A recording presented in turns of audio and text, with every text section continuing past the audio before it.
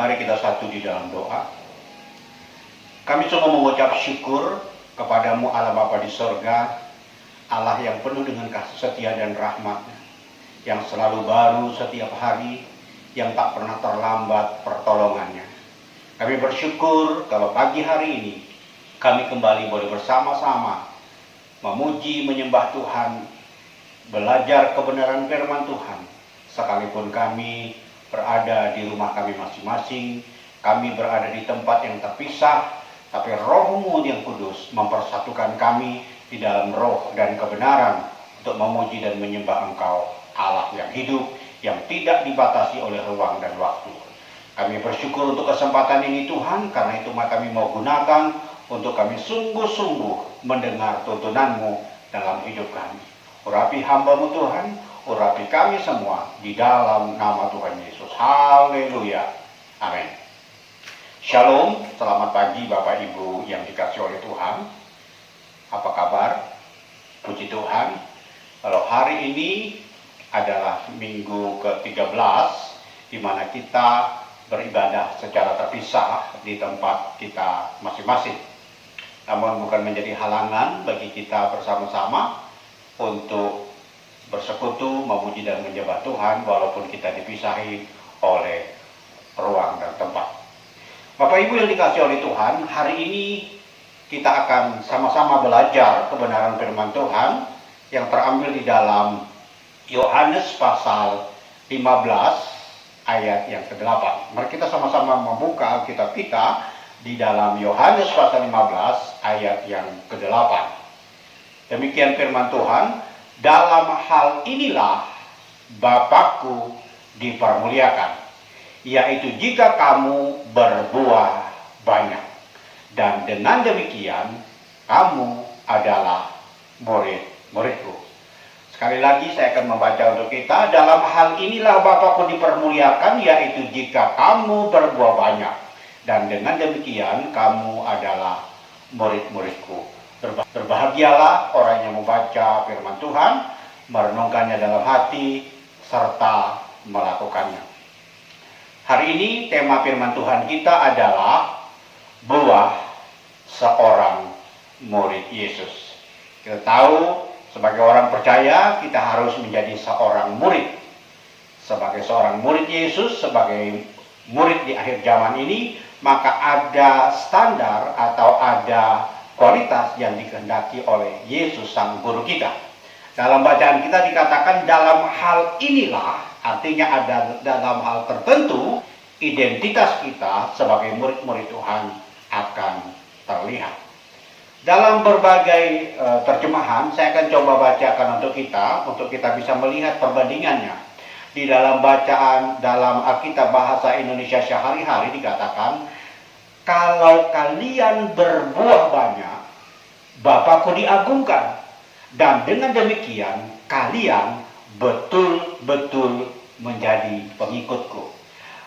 Dalam Alkitab bahasa Indonesia sehari-hari menyebutkan syarat untuk menjadi seorang pengikut Kristus, untuk menjadi seorang murid Kristus yang betul-betul, maka harus ada standar, yaitu berbuah banyak sehingga Bapa diagungkan.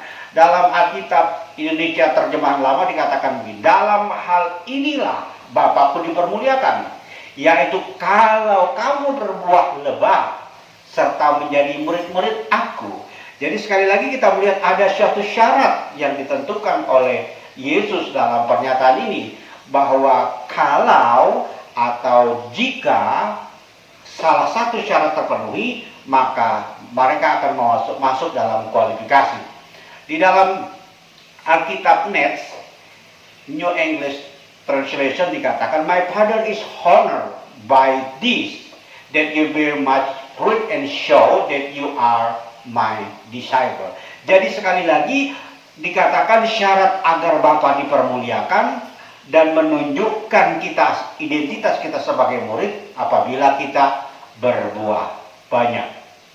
Dalam Alkitab bahasa aslinya dikatakan en toto pater modoxaso, ya, pater modoxaso hina karpos prosperopoulos kai ginomai emoi matetes. Jadi emoi matetes menjadi murid Tuhan ya apabila karposperopoulos, jadi berbuah banyak, memberikan buah yang banyak. Jadi Bapak Ibu yang dikasih oleh Tuhan, kita sebagai orang percaya dan murid Tuhan Yesus tidak cukup hanya berakar dan bertumbuh. Amin. Sebagai seorang murid Yesus, sebagai orang percaya di akhir zaman, kita tidak cukup hanya berakar dan bertumbuh. Kenapa? Karena berakar dan bertumbuh itu hanya untuk diri kita sendiri. Tetapi kita harus berbuah. Supaya apa? Supaya Bapa dipermuliakan. Orang yang berbuah itu bisa dilihat dan dinikmati oleh orang lain. Jadi kalau berakar dan bertumbuh itu hanya untuk diri sendiri. Tetapi berbuah itu bisa dilihat dan dinikmati orang lain sehingga akhirnya mempermuliakan Bapa di sorga. Nah, Bapak Ibu yang dikasih oleh Tuhan, buah apa yang harus kita hasilkan agar kita menjadi murid yang mempermuliakan Bapa di sorga? Jadi kita tidak boleh berpuas diri sebagai orang Kristen yang hanya berakar dengan kuat, bertumbuh lebat, tetapi tidak berbuah. Kita tidak akan berguna. Tetapi sebagai orang percaya dan murid Yesus, buah apa? Pertanyaannya, buah apa yang harus kita hasilkan agar kita menjadi murid yang mempermuliakan Bapa di sorga.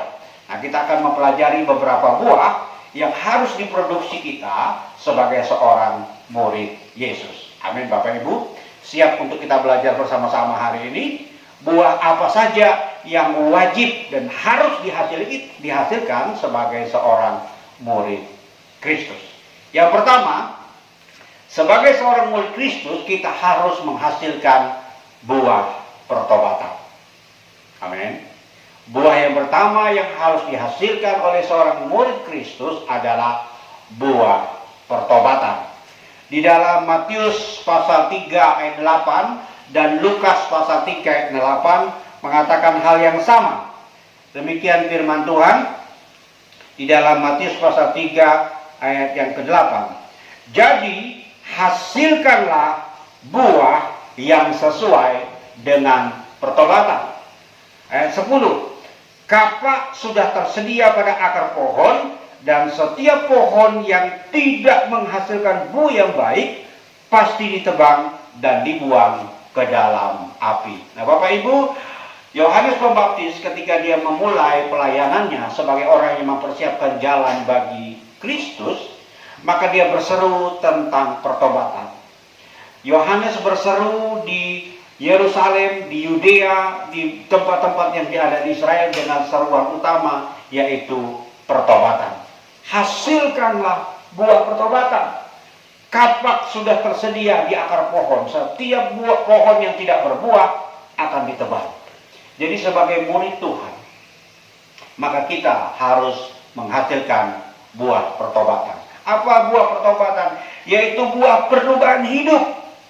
Ingat, buah selalu bukan berbicara untuk dirinya sendiri, tetapi buah berbicara tentang apa yang bisa dilihat dan dinikmati oleh orang lain.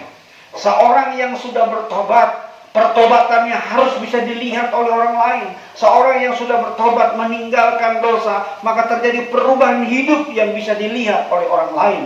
Orang yang tadinya hidup di dalam dosa, dia akan meninggalkan dosa. Orang yang tadi hidup di dalam kegelapan, dia akan meninggalkan dunia kegelapan dan untuk hidup di dalam terang. Orang yang tadi tidak hidup di dalam kebenaran, dia akan meninggalkan segala ketidakbenaran untuk hidup di dalam kebenaran. Itulah yang dikatakan buah pertobatan. Buah pertobatan adalah buah yang dihasilkan. Ingat, setiap pohon yang tidak menghasilkan buah yang sesuai dengan pertobatan akan ditebang. Jadi yang pertama sekali harus dihasilkan oleh kita sebagai murid-murid Kristus, mari kita menghasilkan buah pertobatan. Tidak peduli soal berapa lama kita sudah menjadi orang percaya. Adakah kehidupan kita yang berubah, yang bisa dilihat oleh orang lain? Kalau sebelumnya kita menjadi orang yang pemarah, apakah kita masih tetap menjadi orang pemarah? Atau kita sudah menjadi orang yang bisa lebih sabar atau menguasai diri? Kalau dulu kita menjadi orang yang ugal-ugalan, orang yang sembrono, adakah perubahan dalam hidup kita? Kalau dulu kita adalah orang-orang yang sering berkata-kata kasar, berkata-kata yang menyakitkan orang lain, menyinggung perasaan orang lain, adakah perubahan itu di dalam hidup kita? Jadi mari hasilkan buah yang sesuai dengan pertobatan. Yang kedua, setiap murid Tuhan harus menghasilkan buah yang baik. Setiap orang harus menghasilkan buah yang baik. Di dalam Matius pasal 5 ayat 16 dikatakan, demikianlah hendaknya terangmu bercahaya di depan orang, supaya mereka melihat perbuatanmu yang baik dan memuliakan Bapamu yang di sorga. Sekali lagi, perbuatan baik itu bukan sesuatu yang tersembunyi. Perbuatan baik itu bukan sesuatu yang rahasia. Perbuatan baik itu bisa dilihat oleh orang lain, bisa dinilai oleh orang lain, bisa dirasakan oleh orang lain. Amin. Hasilkan buah yang baik. Jangan hasilkan buah yang jahat. Hasilkan buah yang manis, bukan menghasilkan buah yang masam. Hasilkan buah kasih, bukan menghasilkan buah kebencian. Amin. Hasilkan buah yang baik sesuai dengan kebenaran. Amin. Tidak cukup buah itu baik pada penilaian kita atau orang lain, tetapi bagaimana buah itu adalah buah yang benar. Mari kita buka dalam Filipi pasal yang pertama. Filipi pasal yang pertama ayat 9 dan 10. Rasul Paulus menulis kepada jemaat di Filipi demikian.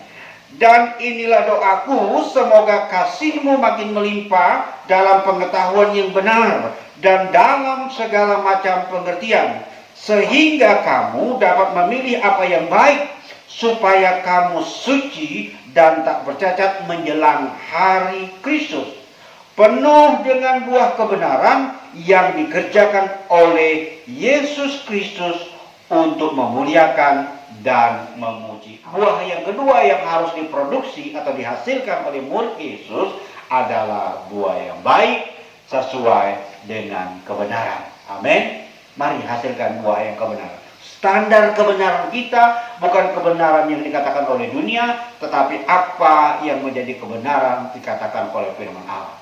Firman-Mu adalah kebenaran, dan kebenaran itulah yang akan memerdekakan kita. Jadi kebenaran bukan berdasarkan pengetahuan kita, kebenaran bukan berdasarkan pengalaman kita, kebenaran bukan berdasarkan pendidikan kita, tetapi kebenaran berdasarkan firman Allah yang adalah kebenaran yang sejati. Amin. Jadi buah yang harus dihasilkan atau diproduksi oleh seorang murid adalah buah yang baik sesuai dengan kebenaran. Buah yang ketiga, buah apa yang harus dihasilkan oleh orang percaya atau seorang murid adalah buah yang banyak dan buah yang tetap. Di dalam Yohanes pasal 15 ayat yang pertama dikatakan, akulah pokok anggur yang benar dan Bapakulah pengusahanya. Akulah pokok anggur yang benar dan Bapakulah pengusahanya. Setiap ranting padaku yang tidak berbuah dipotongnya, dan setiap ranting yang berbuah dibersihkannya, supaya ia lebih banyak berbuah. Jadi berbuah di dalam bagian yang ketiga itu berbicara tentang kuantitas. Amin. Berbuah banyak, tidak cukup hanya sekedar berbuah, tetapi berbuah banyak. Setiap ranting dibersihkannya supaya apa? Supaya berbuah banyak. Sedangkan yang tidak berbuah akan dipotong. Jadi hari-hari ini mari kita melihat diri kita. Sudahkah kita menghasilkan buah yang banyak dalam hidup kita? Buah yang banyak yang bisa dihasilkan, yang bisa dirasakan oleh orang banyak.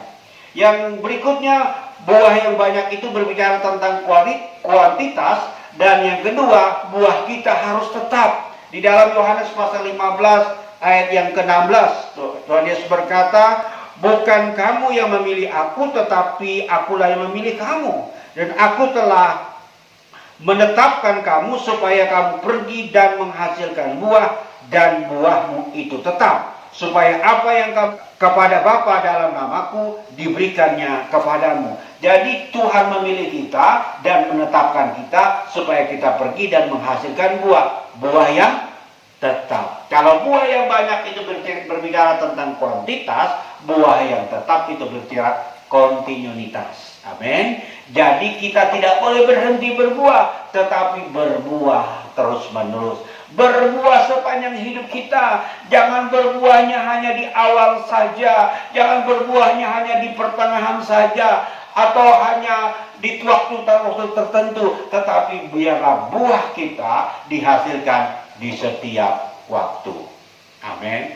Buah kita dihasilkan di setiap kesempatan. Buah kita dihasilkan terus-menerus dalam sepanjang kehidupan kita. Jadi orang percaya, murid Tuhan harus menghasilkan buah yang banyak dan juga menghasilkan buah yang tetap. Yang keempat, Bapak Ibu, buah apa yang harus dihasilkan oleh seorang murid adalah buah roh. Dalam Galatia 5 ayat 22 dan 23, Rasul Paulus mengingatkan kita tentang buah. Buah roh ialah kasih, sukacita, damai sejahtera, kesabaran, kemurahan, kebaikan, kesetiaan, kelemah lembutan, penguasaan diri. Tidak ada hukum yang menentang hal-hal itu. Jadi buah roh itu bukan buahnya banyak, ya, tetapi rasanya yang banyak. Buahnya satu, buah yang dihasilkan roh, tetapi mengandung rasa yang banyak di dalam buah itu, ya. Jadi bentuknya itu tunggal, bukan bentuknya jamak. Jadi buah roh itu mesti dihasilkan oleh orang percaya. Bagaimana orang percaya menghasilkan buah roh? Orang percaya harus intim dengan Roh Kudus. Amin. Buah roh tidak bisa diproduksi oleh kita sendiri. Kita tidak bisa menghasilkan kasih. Kita tidak bisa menghasilkan damai sejahtera. Kita tidak bisa menghasilkan kelemah lembutan kalau kita tidak bergaul intim dengan Roh Kudus yang adalah kasih, yang adalah sukacita, yang adalah damai sejahtera itu sendiri. Jadi buah roh diproduksi adalah hasil keintiman kita bergaul dengan Roh. Amin. Identitas atau ciri seorang yang memiliki keintiman dengan Roh Kudus, maka dia menghasilkan buah roh.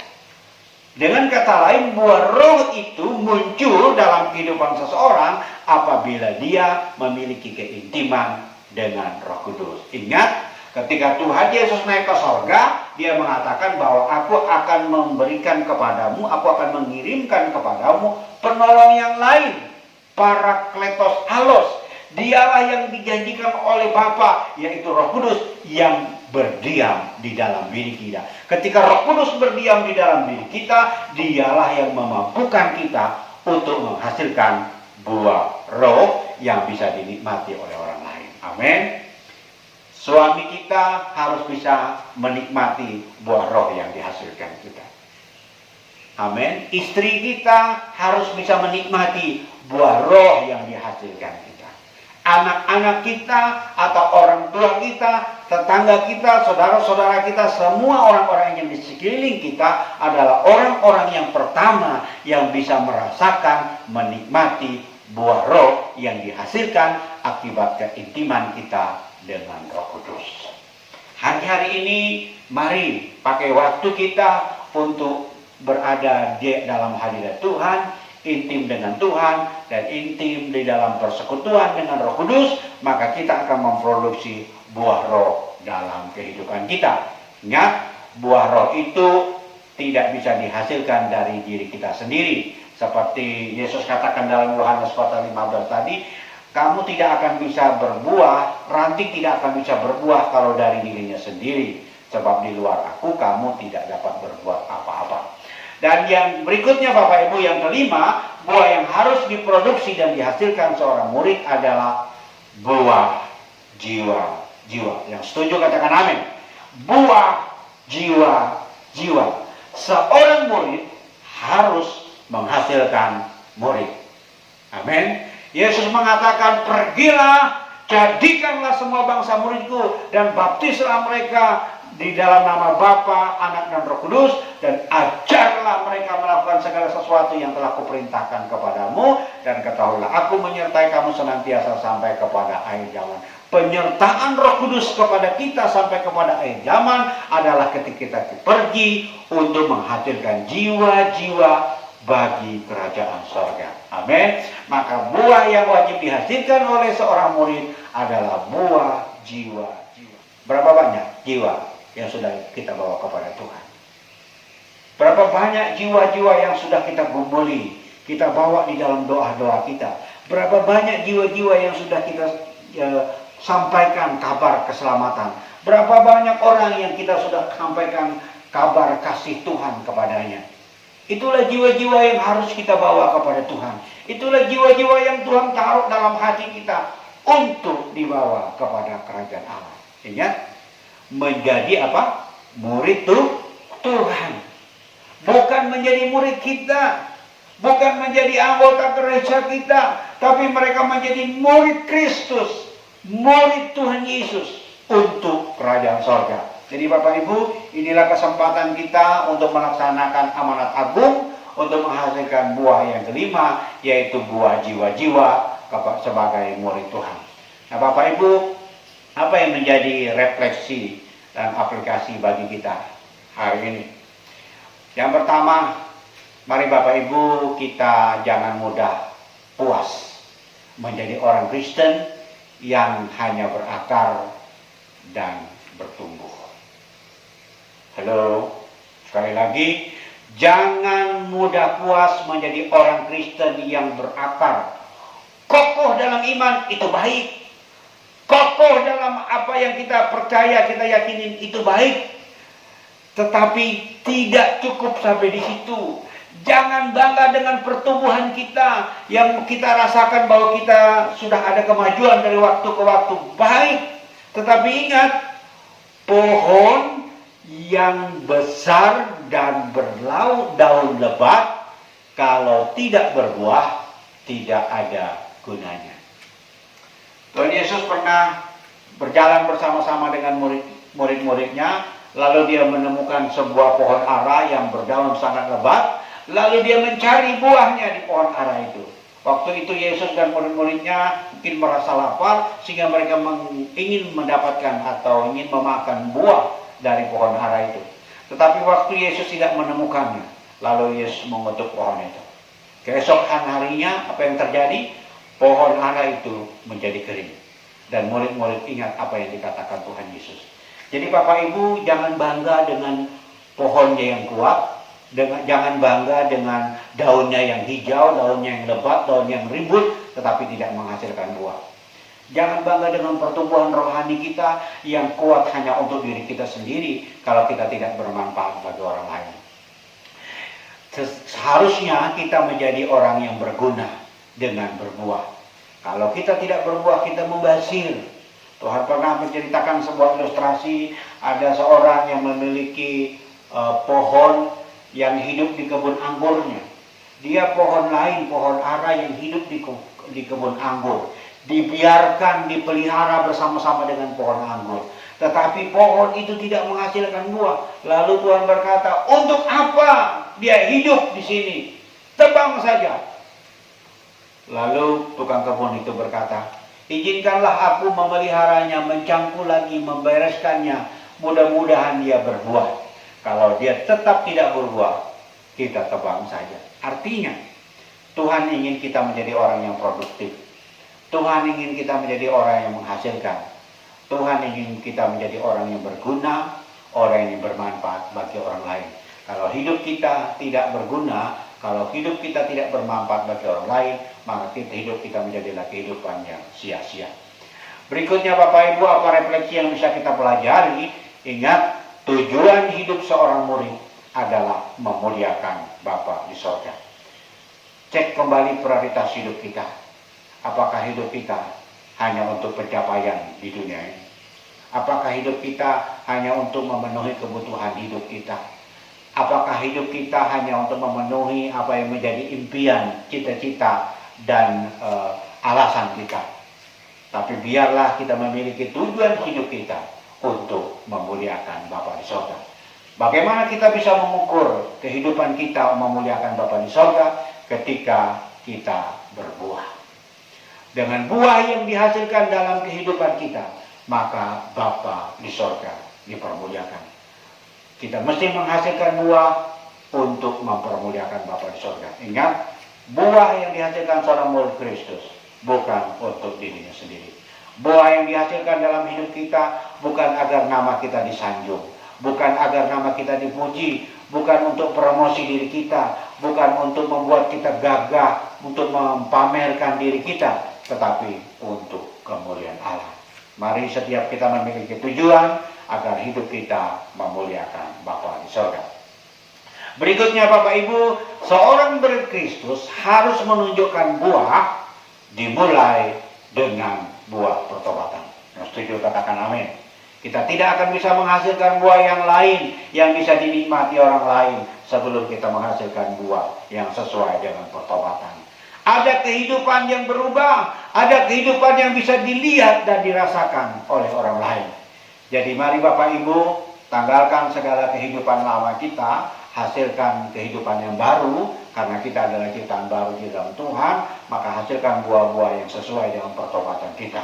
Kita hidup karena kasih karunia Tuhan, maka hiduplah dengan pengucapan syukur. Kita hidup karena kasih kemurahan Tuhan, maka hiduplah di dalam kekudusan. Kita hidup karena kasih sayang dan kemurahan Tuhan, marilah kita hidup bertanggung jawab di hadapan Tuhan. Jadi seorang Kristus harus menunjukkan buah yang dimulai dengan pertobatan. Berikutnya Bapak Ibu, jangan hanya mengejar karunia, tapi juga karakter.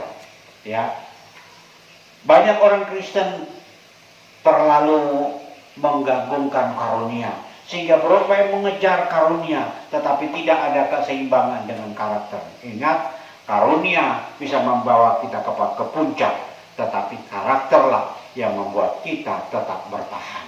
Amin. Jadi janganlah hanya mengejar karunia, tapi juga karakter, yaitu kebaikan, kebenaran, buah roh yang dihasilkan, dan jadilah agen yang menghasilkan jiwa-jiwa bagi kerajaan sorga. Mari setiap kita introspeksi dalam hidup kita di waktu-waktu yang ada ini, sudahkah kita menghasilkan buah bagi kerajaan sorga?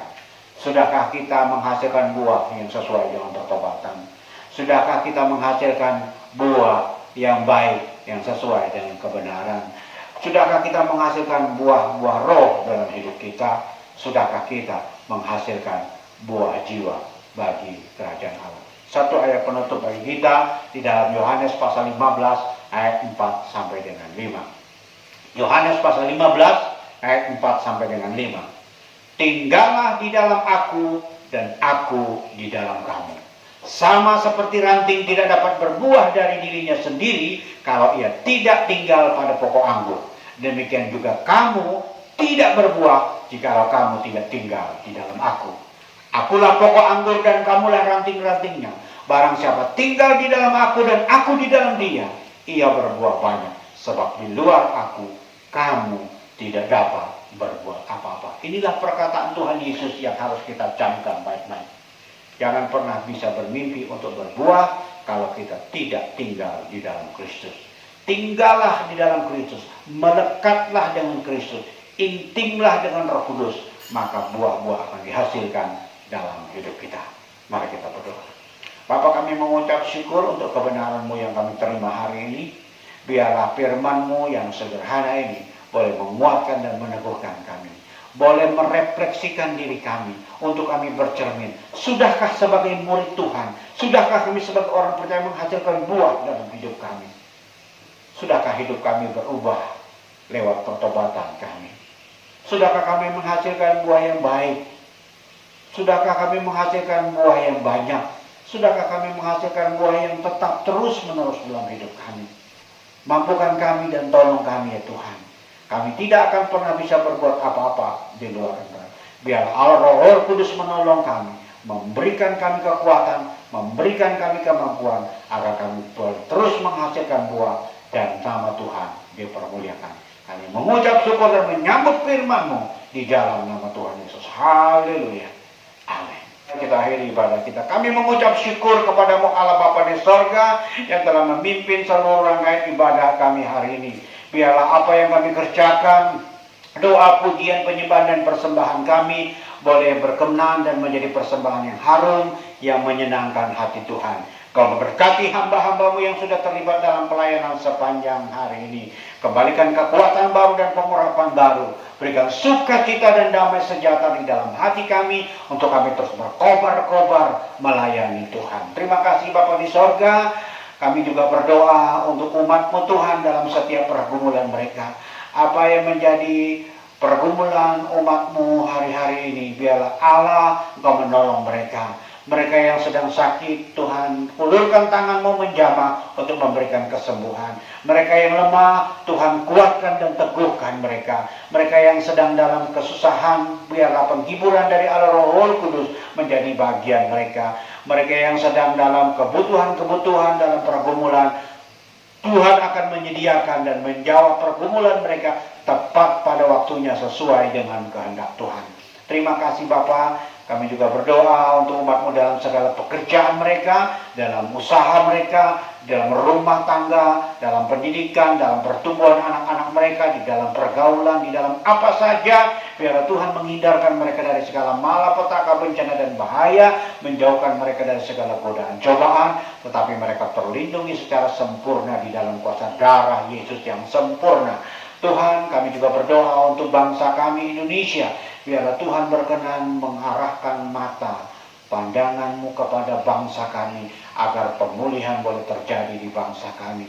Kami berdoa untuk pemerintah kami, berikan hikmat kepada Bapak Presiden, Wakil Presiden, seluruh jajaran menteri, seluruh unsur-unsur pemerintah baik yang ada di pusat maupun di daerah. Biarlah hikmat dan roh takut akan Tuhan ada pada mereka. Biarlah setiap keputusan yang diambil, keputusan yang dibuat adalah keputusan yang benar sesuai dengan tuntunan Tuhan. Terima kasih Bapak, kami berdoa pemulihan terjadi atas Indonesia. Pemulihan di bidang politik, pemulihan di bidang ekonomi, pemulihan di bidang sosial, di bidang kesehatan, dibebaskan dari pandemi COVID-19 yang sudah beberapa bulan ini berlangsung. Biarlah pemulihan terjadi di segala bidang, dan terlebih lagi pemulihan terhadap jiwa-jiwa yang boleh dimenangkan bagi kerajaan sorga. Terima kasih Bapa di sorga, kami mengucap syukur, dan biarlah kami kembali ke dalam aktivitas kami dengan berkat dan kasih setia daripada Tuhan Yesus Kristus. Mari jemaat dikasih oleh Tuhan, angkatlah tanganmu, arahkan hati dan wajahmu kepada Tuhan, dan terimalah berkat daripada Tuhan. Tuhan memberkati engkau dan melindungi engkau. Tuhan menyinari engkau dengan wajahnya dan memberi engkau kasih karunia. Tuhan menghadapkan wajahnya kepadamu dan memberi engkau damai sejahtera. Diberkatilah engkau di dalam usaha rumah tanggamu, diberkatilah engkau di dalam pekerjaan pelayananmu, diberkatilah keluar masukmu, diberkatilah apa yang kau kerjakan dibuat berhasil di dalam berkat yang datangnya dari Allah Bapa, cinta kasih daripada Tuhan Yesus Kristus, persekutuan, pertolongan, penghiburan, dan kekuatan dari Allah Roh Kudus, mulai hari ini sampai Maranatha, bahkan sampai selama-lamanya. Mari yang percaya diberkati Tuhan sama-sama katakan amin. Tuhan memberkati. Shalom.